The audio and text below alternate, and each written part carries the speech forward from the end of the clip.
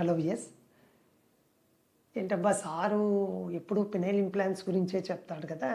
As a andrologist కొంచెము డిఫరెంట్‌గా ఉండే టాపిక్ సెలెక్ట్ చేసుకున్నారే అనిపించొచ్చు.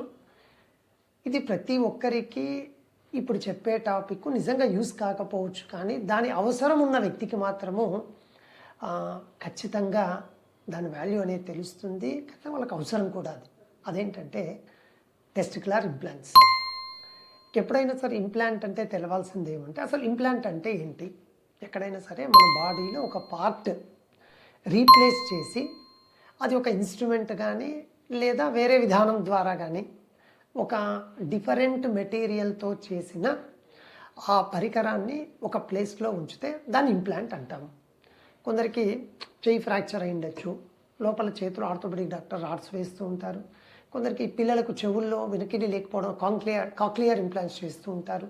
మనం రెగ్యులర్గా ఎరెక్టైల్ డిస్ఫంక్షన్ ప్రాబ్లం ఉండే వాళ్ళకు పెనైల్ ఇంప్లాంట్స్ వేస్తూ ఉంటాం.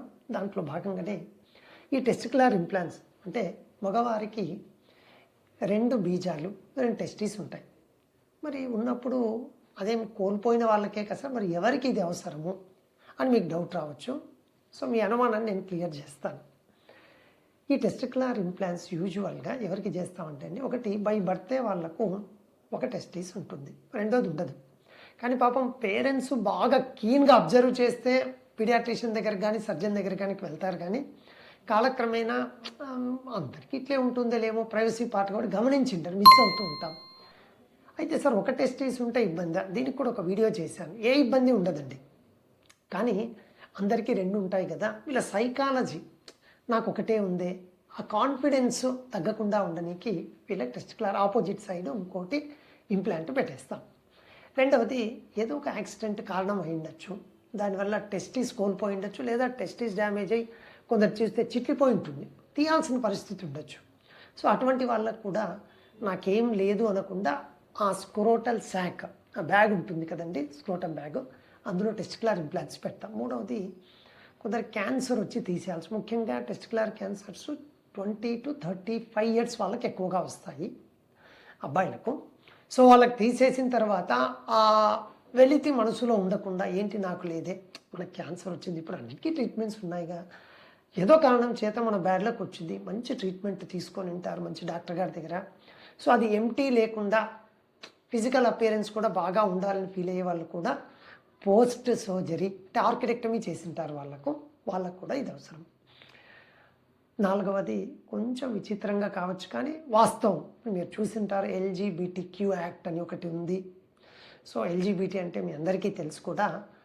ఇందులో భాగంగానే కొందరు ట్రాన్స్జెండర్, అబ్బాయిలు అమ్మాయిలుగా మారుతుంటారు, అమ్మాయిలు అబ్బాయిలుగా మారుతుంటారు. వాళ్ళ సైకాలజీని బట్టి ఎవరైతే అమ్మాయిలు అబ్బాయిలుగా మారాలనుకుంటారో వాళ్ళకు కూడా స్క్రోటం అనేది ఉండాలి, అందులో టెస్టీస్ ఉండాలి. వాళ్ళ ఫీలింగ్ ఖచ్చితంగా అబ్బాయిలుగా మారుతున్నారు అంటేనే పెనిస్ స్క్రోటం ఎక్స్పెక్ట్ చేస్తారు. కాబట్టి ఈ ట్రాన్స్జెండర్ చేంజ్ అయ్యే వాళ్ళకు, అంటే మన సెక్షువల్ చేంజ్ అయ్యే వాళ్ళకు కూడా ఆ స్క్రోటం ఎంటీ లేకుండా టెస్టిక్యులర్ ఇంప్లాంట్స్ చేస్తూ ఉంటాము.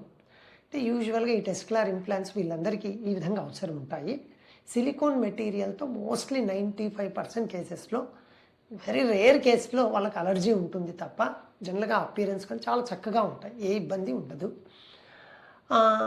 అయితే ఏమంటే సరే ఇంప్లాంట్ పెట్టేస్తున్నారు కదా, బీజాలు చేసే పని అది చేస్తుందా? No, they are non functional. అంటే ఏంటి, మన కాన్ఫిడెన్స్ ఇంప్రూవ్ కానీకి, సార్ నేను మగవాడిగా ఉండాలి అంటే నా జెనిటల్ పార్ట్స్ ఒక పెనిస్ అండ్ టెస్టీస్ ఉండాలి అనే ఒక మైండ్లో నెగటివ్ థాట్ లేకుండా పాజిటివ్ కాన్ఫిడెన్స్ ఉండడానికి పెట్టేటివి మాత్రమే ఈ టెస్టిక్యులర్ ఇంప్లాంట్స్. అంటే దీన్ని ఒక చిన్న ఉదాహరణ చెప్తే మీరు క్యాచ్ చేస్తారు. ఇప్పుడు బ్రెస్ట్ క్యాన్సర్ వస్తే లేడీస్ కూడా ఈ బ్రెస్ట్ ఇంప్లాంట్స్ పెడుతూ ఉంటారు, ఫంక్షనింగ్గా నో, ఫర్ అపియరెన్స్.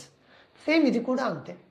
ఎవరైతే వాళ్ళకి ఆ అనుభూతి నాకు టెస్టీస్ లేవే ఎంటీగా ఉందే అని అనుకునే వాళ్ళకి దీస్ ఆర్ నాన్ ఫంక్షన్. అది కూడా తెలుసుకోవాలి. తెలియక సార్ నాకు ఒకటి లేదు కదా, ఇంకోటి మీరే చెప్పారని ఎక్కడో ఏదో పెట్టించుకున్నాను, ఫంక్షన్ నార్మల్ అయిపోతున్నాను.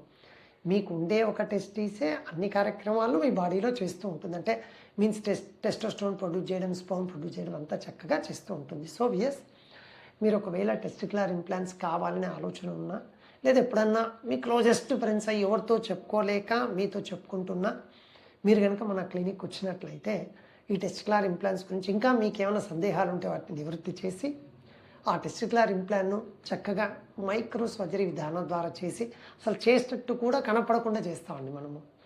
సో చక్కగా మీ కాన్ఫిడెన్స్ని ఇంప్రూవ్ చేసి లైఫ్ అంతా బాగుండే విధంగా చేయడంలో సో నా తరపున నా ప్రయత్నాన్ని ఈ విధంగా మీకు హెల్ప్ చేస్తానండి. Thank you.